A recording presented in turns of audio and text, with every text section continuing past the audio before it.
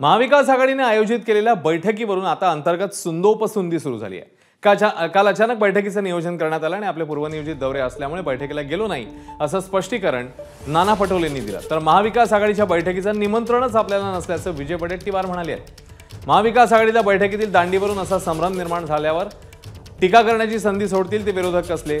शिवसेनेचे मंत्री उदय सामंत यांनी लगोलग ही तर सुरुवात आहे। महाविकास आघाडीत मोठे भाऊ छोटे भाऊ जुंपल्याचा चिमटा त्यांनी काढला।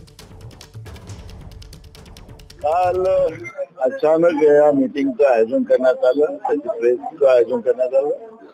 माझे पूर्वनियोजित दौरे असल्यामुळे मी त्याला उपस्थित राहू शकत नाही हे त्यांना कळवलेलं आहे आणि आमच्याकडून आमचे माजी मुख्यमंत्री पृथ्वीराज चव्हाण साहेब आणि आमचे विधिमंडळातले पक्षनेते बाळासाहेब थोरात साहेब या दोघांना आम्ही तिथं पाठवलेलं आहे। त्यामुळे पूर्वनियोजित दौऱ्यामुळे मी त्या ठिकाणी जाऊ शकलो नाही। 288 जागेवर संघटनात्मक तयाऱ्या काँग्रेस पक्षाच्या वतीनं सुरू झालेल्या आहेत।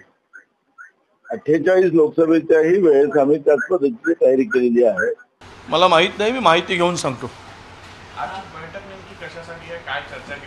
नाही, मला माहित नाही, मला काही त्या बैठकीमध्ये निमंत्रण नाही आहे। जर असतं तर मला माहीत झालं असतं एजेंडा बैठकीचा, परंतु आज माझ्याकडे ती माहिती नाही।